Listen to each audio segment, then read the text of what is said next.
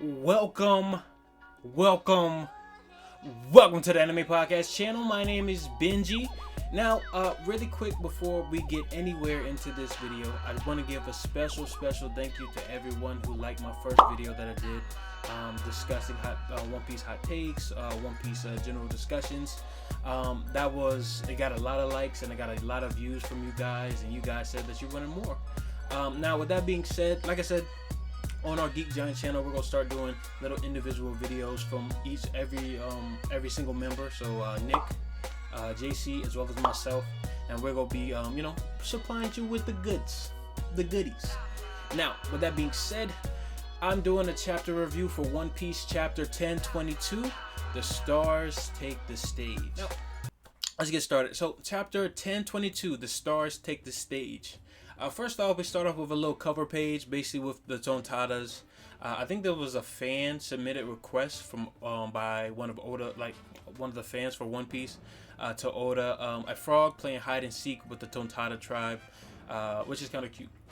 You see Leo, and also you see Princess Mancheri in there.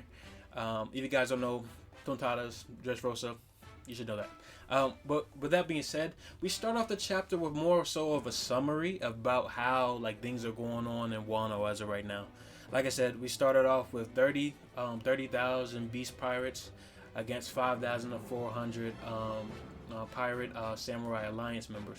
Now the thing about it is, what has kind of changed the course of battle itself was Otama, her and her little mother balls that she can produce from her cheeks. Sounds weird, I know, but she can produce basically these balls that make that have switched the tide of battle, making all the most of the beast pirates switch over to the pirate samurai alliance. Now, also we get a little bit deeper into the chapter, and we get confirmation that it looks like we got a couple packs that have been made of most of the Toporopi. Toperopa? I think I said that right. That's stupid! Use your common sense! If I said it wrong, sorry. I apologize. But with that being said, so it looks like Black Maria, Page 1, Oti, Sasaki, and Who's Who have all been transformed into packs. So, RIP. But with that being said, I know Sasaki fought Frankie. I know that Who's Who got busted up by Jinbei, and I know that Black Maria actually fought Robin Swan, recently in one of the chapter. Well, I think that was last chapter, if I'm not mistaken. But as we keep on going, we also get heads up that Onigashima is 15 minutes away approximately from reaching the Flower Capital. We also get confirmation that Luffy has his meat. Has gotten meat from Caribou in his little mud meat sack thing in his stomach. But with that being said, we move on to actually the castle interior, 3rd floor. We get word that Raisin as well as Fukurokuju are about to head into battle. Now, the thing about it is, Raisin, he got a big head. He doesn't look as aesthetically pleasing as most of the other characters in Wano, but he's cool. He knows ninjutsus. In this panel, he's doing the clone jutsu Nimpo. Now, as we get to Fukurokuju, we get into some weird earlobe snapple crack pop shit. To be honest, I really don't know what Oda thinks when he makes up these kind of things, but I'm all for it. I'm an Oda fan, so that's how that goes. And then basically the dialogue between the two kind of is reminiscent of how both of their ideals. So Raisin is all about rather than staying stagnant and letting this guy that, and basically I'm referring to Oda, basically the guy that you've been looking up to this entire time, the one has kind of showed you this way that Wano should be opened up. Fukurokuju, he's more so on the vein of whoever the shogun as of right now, we need to follow suit with his orders. And I mean, Orochi, the bitch ass, is the shogun as of right now. Unfortunately, like I said, I don't necessarily know what is the status of Orochi. I hope it's deceased, because Orochi is definitely like him and Kanjuro gotta get turned into packs. I'm pretty sure Kanjuro got turned into a pack, but Orochi definitely needs to be turned into a pack. As we get more into the battle, Fuku, I'm just calling Fuku. Fuku slaps the shit out of Ryzen with his earlobe, and then a little bit later on, Ryzen kind of goes into this dialogue that he states, "That day we cried," and he's referring to when Odin actually died on their execution day. "That day we cried, laughed, and died alongside Odin-sama. We are all ghosts, hell-bent on fulfilling our master's dreams." And with that being said, you kind of get a flashback of all the scabbards who are aligned with Odin. And then the very last thing that Ryzen actually says is, he says, "There will be a brilliant new dawn tomorrow with Momonosuke as Shogun." And that kind of leads like more into whether or not Momonosuke will actually transform into an older version of himself in order to take Luffy to the rooftop of Onigashima. Now, the thing about it is, and I'm interested to see this, I'm gonna call it, you guys can call it with me. Do you guys think there was a cover page a while back that Oda made, and basically it's very reminiscent of the cranes in the Wano, as well as like the atmosphere with the sakura trees, cherry blossom trees. Now with that being said, there's also a dragon. It doesn't necessarily look like Momonosuke right now, because Momonosuke is in his younger form, but there's a more adult version that kind of looks like Momonosuke's dragon. If that's the case, Oda is a goat with the foreshadowing once again. I really want to see what happens afterwards, especially once they go to the rooftop to see whatever is happening with Yamato as well as Kaido. But I'm very interested to see that as far as Momonosuke. So now we cut to the third floor. It's Killer versus Hawkins. Now this part actually is kind of crazy because, like I said before, what we know from this battle is Hawkins actually has detailed to Killer that he only has like 93% chance of actually surviving Wano, or at least this battle. Now with that being said, Killer stabs Hawkins and basically he's using his meat shields or his voodoo dolls in order to not take any damage. But turns out one of the individuals that he has control of is Kid, and once Killer stabs Hawkins, it actually hurts Kid. And then we get this development that Hawkins says, "If you find a way to kill me, you will just be murdering your own captain." And that's fire. But Killer comes in with the sick line, and I feel so bad for Killer. That's why I really want I really kind of want Kid and Killer to be very influential in the battle to defeat Kaido, because what Kaido did to Killer was so bogus, so dirty, bro. Like just the fact, I found Wano to be one of those arcs that's very telling. The fact of the matter is the smile fruit development and how we kind of realized why people were smiling and stuff like that. That shit made me so upset, especially finding out that Killer was a victim to that too. But yeah, Killer says, "You sure have a twisted sense of humor," to Hawkins. And I don't know. Like I said, I think Killer's gonna win. Now the thing is, and I've heard Tekken say this, Tekken 101 say this, as well as a couple other One Piece YouTubers as well, that in Act 3 of Wano, which is historically in Japanese plays, there's supposed to be a tragedy. Now whether or not that tragedy comes from Killer, especially with the prediction that Hawkins just made, or that comes from Kinemon, because like I said, as of right now, Kinemon looks like he's got turned into a pack. And I don't mean that in a funny way, but Kinemon himself, I think probably I don't think he's going to be lasting too much longer, which would kind of make sense in a story-wise perspective. But other than that, I don't know. I'm interested to see that too. Now as we go down, we make it to the Skull Dome live floor.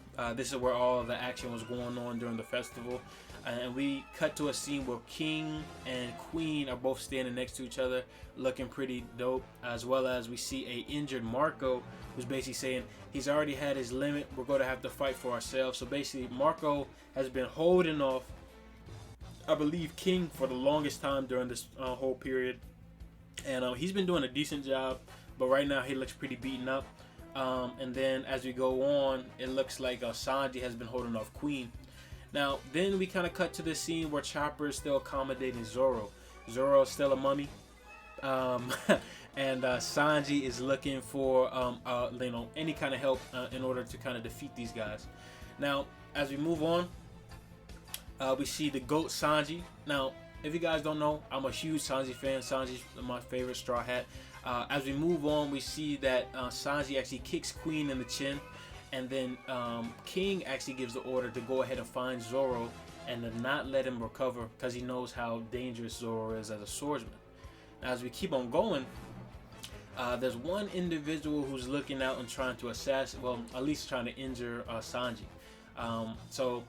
Peril Sparrow, I can't stand Peril Sparrow, but he is actually looking, and basically from what he says right now, he says if you had married Pudding like you were supposed to, we wouldn't have to join forces with the brutes. Basically he's talking about the Beast Pirates.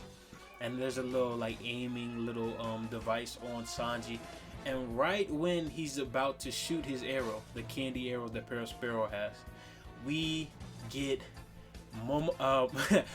Cat Viper slapping the dog shit out of Peril Sparrow. And he says, let's take this outside. I'm here to avenge Pedro. Now, if you guys haven't known, you probably already know. Peril Sparrow is part of the Big Mom Pirates. Big Mom and Kaido are in a supposed alliance as of right now. Thing about Peril Sparrow is he's had lineages of a long time, especially with like the Minks. And Pedro died in a whole cake. So as of right now, hey man, I'm gonna let y'all know this right now. If we get a Peril Sparrow pack, in the next couple chapters, we celebrate. Swear to God, we celebrate. I cannot stand this man. From the ending part of whole cake when he was making like candy waves or whatever the fuck he was making. And then now he getting the dog shit slapped out, well, the cat shit slapped out of him by Nekomomoshi or Cat Viper. I love it. I need it. I want it. Keep giving it to me. But yeah, like I said, slap the shit out of him. Now we move on to them trying to run away with Zoro. Basically, like I said, Zoro has now recovered at this point from the Minks. Oh well, we get a panel of Zoro running away. I believe it's a couple Beast Pirates and a Mink, if I'm not mistaken. I can't really see. And basically they're running away with Zoro. Now, like I said, also some pretext to that. Zoro is trying to recover from his battle against Kaido on the rooftop. Basically the Minks gave him some kind of medicine where basically he'll be able to recover, but he'll take twice the amount of pain and injury that he took before. That he took before will be taken, will be doubled down basically. What? If that makes sense. And then we move on to the sick panel of King, like stepping up, looking all diesel, and he's right in front of Zoro and the guys who are trying to move Zoro in order for him to heal. And basically he has like this huge fire cannon in his hand. He's just manifesting fire out of his hand, which is pretty pretty dope. Pretty fire. And then you know who steps in and saves my boy Sanji. Sanji comes out of nowhere, hits him with, I'm not sure what kind of attack that is, Dying Dristle Imperial Flame, which I believe is either, I believe that's King's attack. And then as we get down, we actually get this panel of Marco. He says, I used to hear rumors about a certain fire conjuring race that lived on top of the Red Line. Now this is very interesting because I want to know about King's lineage. And then King says King the Wildfire is his name. And Oda likes to put things in black that are a little bit important.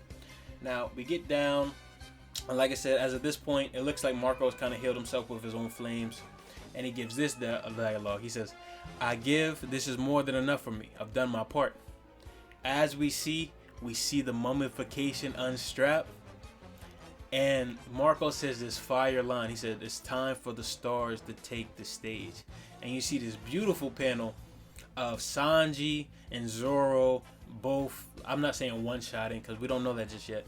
We see both King as well as Queen both taking hits. and I think Zoro used his purgatory. Sanji used his mutton, and then as we go on, we get this beautiful interaction between Zoro and Sanji. They say, "Hey, curly brows, if we win this, I know we'll finally be in sight. Luffy becoming king of the pirates." And just that last scene, you know, shit is about to go down for the next couple chapters. There's so many things that kind of take away from this chapter. I would say, for me, Sanji the highlight. But I mean, also, you know, like having Zoro as well as Sanji and really having that conclusive like monster trio like dynamic is super dope to me. As of right now, it looks like Sanji's going to take care of Queen. Zoro's going to take care of King. And I also really want to know certain aspects of King. What is his lineage? You know, what are the questions to be made there? A bunch of questions to be had. You know, what's going to happen to Kaido and Yamato? You know, what's going to happen to the Scabbards at the end of this? Things like that. And also, you know, whether or not Perospero going to turn into a pack, because I need that. Roll it up for me. But with that being said, let me know what you guys think of this. Like I said, there's a lot of things that kind of take away from this chapter itself. I really want to see what happens with Sanji and Zoro. I really want to know what happens with those two. I want to see. And here's my question, and this will probably be dumb. I don't necessarily know if Sanji will constitute as somebody who can conjure fire, but does he have any kind of lineage with King? That would be very interesting. I'm pretty sure not, but you know, that would be very interesting, as well as a couple other aspects within One Piece. But with that being said, leave a like, a comment, and subscribe to our channel. Let me know if you guys want more of this content. Let me also know if you guys want me to do like other kind of you know, theory videos like I did before in the past.